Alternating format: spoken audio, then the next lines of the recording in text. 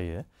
자, 일자리에 거의 올인하다시피 한 재정 확대 정책이 효과를 낼지, 또 소득주도 성장 정책을 놓고 청와대하고 엇박자라는 지적을 받아온 그런 문제에 대해서는 김동연 경제부총리는 어떤 답변을 할지 여러 가지 좀 질문할 것이 많습니다. 김동연 기획재정부 장관 겸 경제부총리가 옆에 나와 계십니다. 어서 오십시오. 네, 안녕하세요. 예. 방송 프로그램에 나와서 이렇게 본격적으로 인터뷰하시는 건 처음인 것으로 그렇습니다. 알고 이렇게, 있습니다만. 예, 한번 처음입니다. 근데 긴 시간을 드릴 수는 없긴 합니다. 네. 예. 오늘 뭐 워낙 다른 일들이 많이 있네요. 네, 그렇습니다. 끝나고 또 토론도 준비가 돼 있고요. 예. 그렇습니다. 감사합니다. 우선 내년도 일자리 예산에 굉장히 집중을 하셨습니다. 복지 예산도 마찬가지고요. 그렇습니다. 일자리 예산은 작년보다 그러니까 금년보다는 4조 원이 더 늘어나는 그런 상황인데. 그렇습니다. 어디에 주로 중점을 두셨습니까? 일자리 예산의 중점을 둔 건 크게 세 가지입니다. 첫 번째는 직접 일자리 창출. 두 번째는 민간 부분에서 일자리가 나오게끔 하는 간접적인 지원. 세 번째는 고용 안전성 강화입니다. 예를 들어서 뭐 실직하신 분들에 대한 실업급여라든지 이 세 가지가 이제 함께 어우러져서 일자리 예산을 구성하고 있습니다.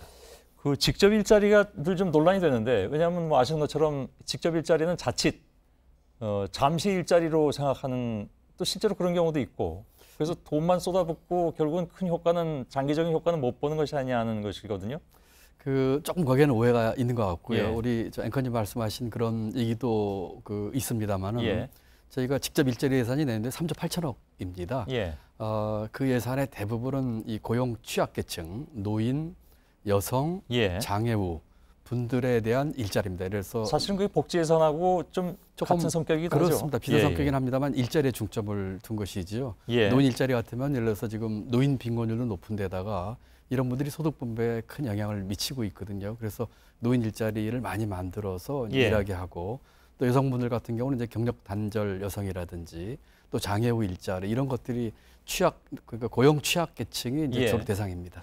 그래서 보면 노인 일자리 10만 개, 보육교사, 간호간병 서비스 8만 개, 복지 관련 일자리 확대하고 연결이 됩니다. 그렇습니다. 사회 서비스 일자리 쪽이라고 볼 수 있습니다. 그래서 그것이 아까 말씀하신 세 가지 중에 예를 들어서 민간 부문의 일자리를 늘리기 위해서 간접적인 지원을 한다는 것은 그건 좀 다른 카테고리입니다. 그렇죠. 그리고 고용 안전성을 높인다는 것도 다른 카테고리고. 그렇습니다. 다만 그 뒤에 두 가지는 그래도 좀 지속성이 있는 것이 아니냐 하는 생각을 하기가 쉬운데, 직접 일자리에 대해서는 그런 불안감들이 좀 있어서. 왜냐하면 지난 몇 년 동안 42조 원 넣는데 뭐 별로 효과가 없지 않느냐 하는 비판이 지금 계속 대두가 되고 있어서. 그게 이제 국회에서 많이 나온 얘기인데요. 예컨대 17년 예산과 추경을 해가지고 일자리 효과 별로 없지 않았냐 했지만 사실 17년도에 일자리가 32만 개가 만들어졌거든요. 18년도 같은 경우는 상반기에 14만 개가 만들어졌고요. 다만 이제 7월달 5천 숫자 때문에 이제 저희들도 놀래고 이제 말 그대로 쇼크였죠. 저희도 이제 국민 여러분께 이제 송구스러운 마음이긴 합니다만 그런 고용 취약계층의 일자리는 고정적인 분들이 항구적으로 일하는 일자리는 아니지만 계속해서 이렇게 뭐 롤링한다고 할까요? 그런 측면에서 이것이 단기적인 일자리라기보다는 빈곤 노인층이나 취약계층에 있는 장애우나 여성분들이 계속해서 가는 일자리다. 다만 사람은 이제 조금 이렇게 바뀔 수가 있겠죠. 그렇게 이해해 주시면 좋을 것 같습니다. 다만 이번 예산을 짜면서도 제가 아까 정재훈 기자하고도 잠깐 얘기했습니다만은 청와대 입장이 좀 반영이 된 것이다. 그 청와대 입장이라는 것이 지금까지 나온 바로는 예산 다 짜놓고 왜 집행을 잘 안 하냐라는 불만이 있다고 들었습니다.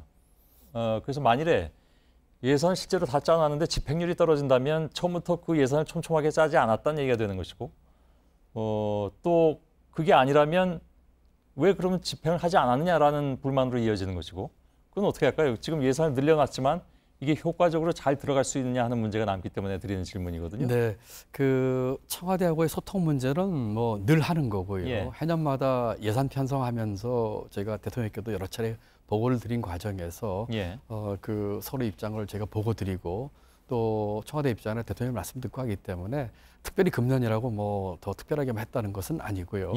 다만 예산 집행이 부진해서 하는 것은 아닙니다. 예산 집행 상황은 지금 굉장히 좋습니다. 저희가 작년도 예산이나 작년도 추경 같은 경우는 거의 뭐 99% 집행을 하고 있고, 금년도 예산과 금년도 추경도 각각 60% 이상 70% 집행을 하고 있거든요. 지금 예. 8월인데 그렇기 때문에 집행 사항은 비교적 좋은 편입니다. 예. 그러면 국회에서 왜 자꾸 그런 얘기가 나오는 걸까요? 아무래도 이제 7월 달 고용 쇼크 때문에 예. 그 5천 개 만들어진 것에 대해서 이렇게 예산을 쓰고도 5천 개밖에 안 되느냐 이렇게 예. 말씀하시는데 그건 이제 시차가 있는 문제지요. 아까 제가 말씀드린 것처럼 작년에 32만 개가 만들어졌고 예. 금년에 14만 개가 만들어졌는데 7월 수정 갖고 얘기하시니까 이제 그 효과가 없지 않느냐 이런 말씀이신 것 같고요. 예. 또 하나는 이런 시각이 있는 것 같습니다. 작년 금년에 저희가 그 거둬들려고 했던 세금보다 더 돈을 많이 거쳤습니다. 예. 그러다 보니까 저희가 전년도에 내년도 예산을 편성을 할 적에 수입이 얼마 들어올 거다 예상을 해가지고 재정정책의 모양을 만드는데 예. 금년 작년 같은 경우에 20조 정도의 초과 세수가 들어왔거든요. 예. 그러다 보니까 예산을 편성해서 만든 재정 정책이 나름대로 저희는 적극적이고 확장적으로 했다고 했는데 결과적으로 보니까 세입이 더 들어오다 보니까 예. 조금 더 확장적으로 갔었어야 되는 게 아니냐. 비율상으로 놓고 보면 들어온 것에 비해서 덜 썼다는 그런 현상이 생겼다. 결과적으로 그런 문제가 예. 있기 때문에 초과세수 문제에 대한 문제의식이 있어서 예. 금년에는 내년도 세입을 아주 현실적으로 잡고 거기에 따른 세출 계획을 짰는데 예.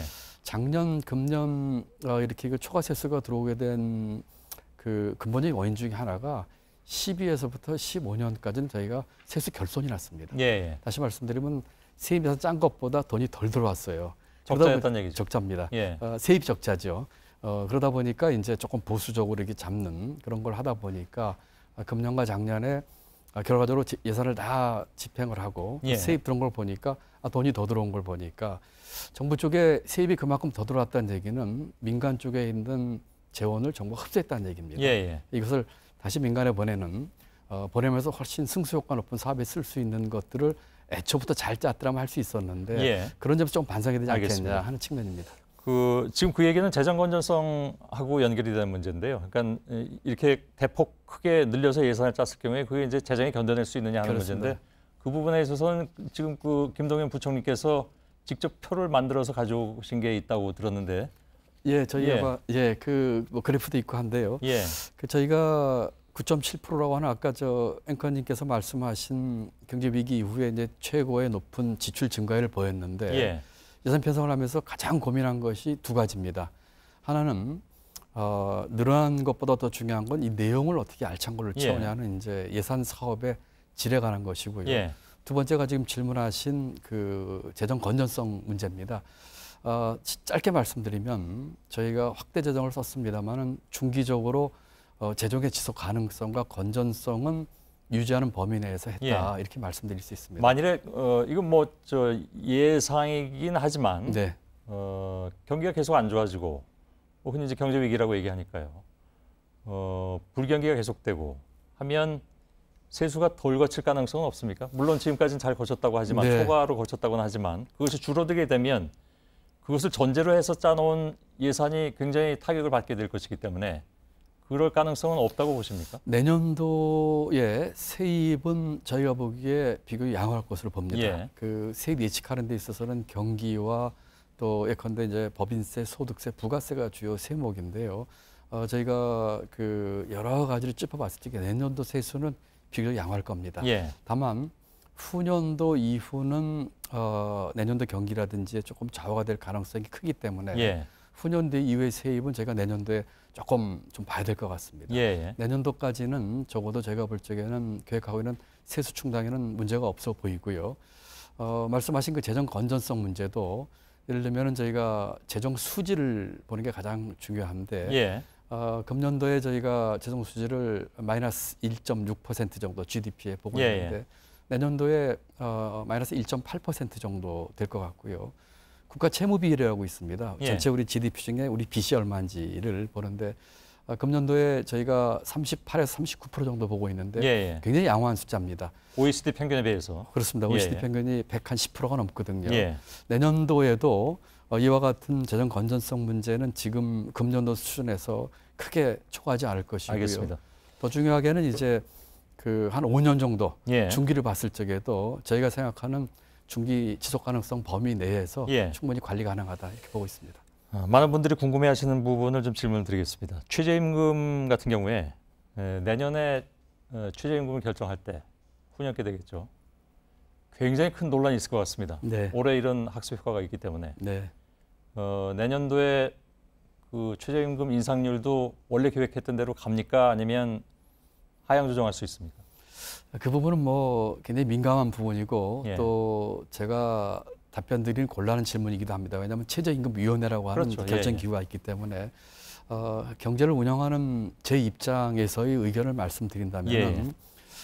제 생각에는 그 시장의 그 수용성 또 사업주의 부담 능력을 감안을 해야 될 거라고 생각을 합니다. 예. 다만 최저임금이 저희가 인상을 하고 가야 되는 목표와 방향은 분명히 맞고 가야 예. 됩니다. 다만 아까 말씀드린 시장의 수용성이나 사업주의 부담 능력을 감안할 적에 저는 좀 신축적으로 가야 된다고 생각하고 있습니다. 예.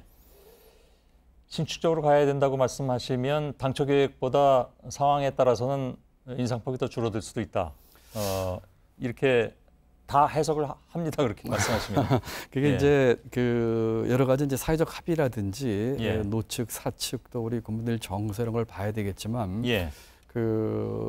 제 입장에서는 경제를 운영하는 입장에서 이 시장과 이렇게 쭉 보게 되면은 저는 그 속도에 대한 그 조절과 신축성이 예. 필요하다고 생각하는 입장입니다. 알겠습니다.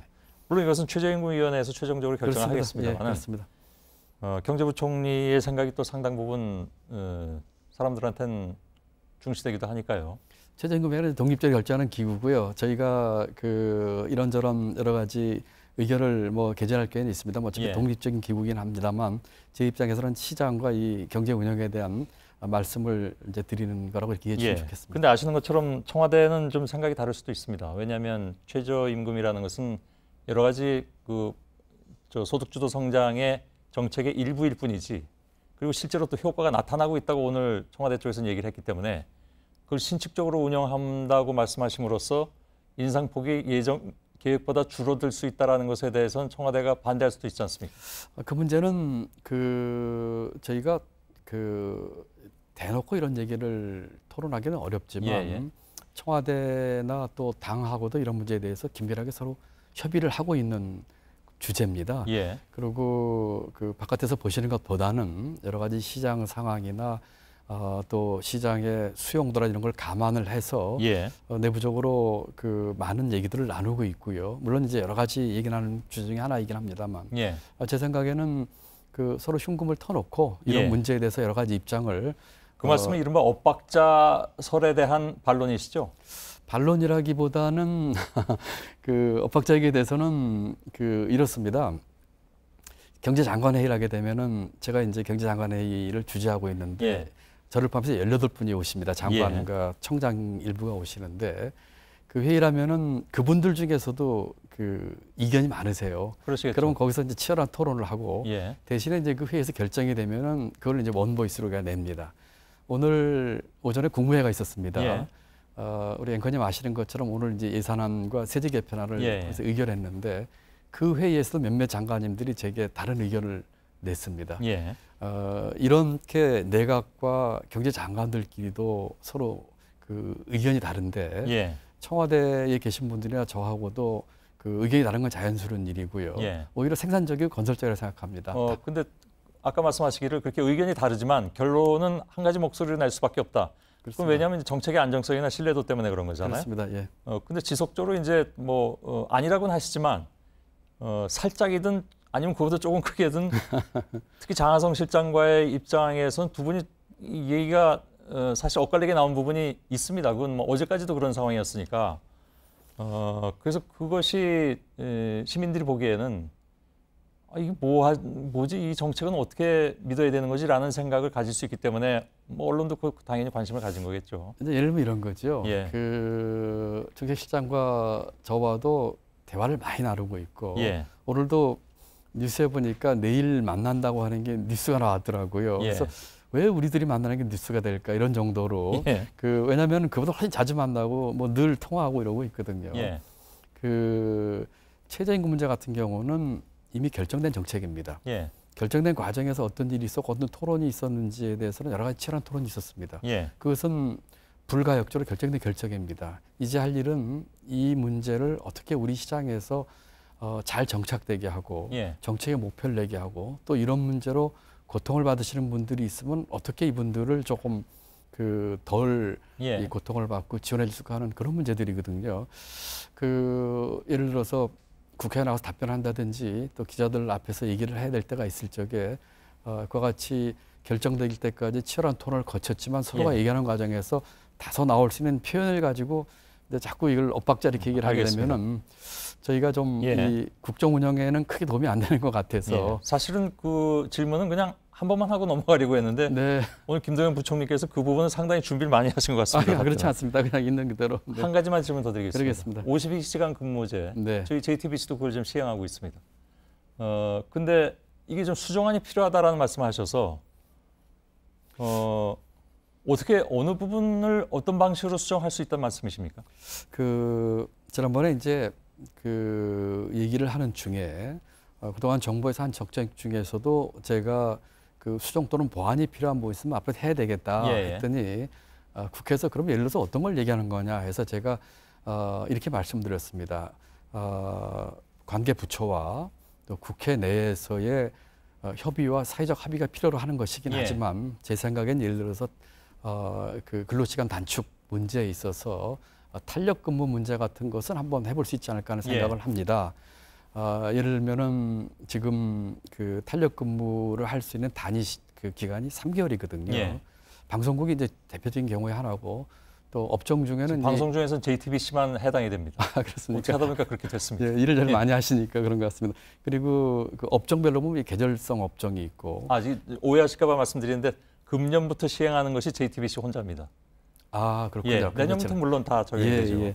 그리고 예를 들면 계절 업종이 있거든요. 여름에 성수기인 업종, 겨울에 성수기인 업종도 있고 직종에 따라서는 연구 인력 같은 R&D 업종은 밤을 새서 일해야 할 때도 있고 일 없을 때 좀 쉬어야 될 때도 있거든요. 이런 분들이 3개월 시한 내에서 하는 게 이제 단위 시간인데 예를 들면은 이런 거는 조금 신축적으로 조금 하는 것을 할 수 있지 않겠냐 했는데 제가 전제로 들었다시피 이것은 노화 사관에 민감한 문제고 또 국회 법 개정을 필요로 하는 사안입니다. 그래서 앞으로 이런 문제에 대한 우리 정책에서 시장의 수용성을 좀 높이기 위해서 수정과 보완이 필요한 것을 예시를 든다면 아까 말씀드린 법 개정, 노사 간 합의, 사회적 합의를 전제로 해서 이런 것들이 예가 될 수 있지 않겠습니까? 하고 말씀드린 거고 그런 면에서 탄력 근무 같은 것을 저희가 좀 공론화해서 할 수 있지 않을까. 만약에 이것이 노사 간에 좋은 합의가 이루어질 수 있다면 제가 보기에는 시장에 좋은 사인도 줄 수 있지 않을까 하는 측면에서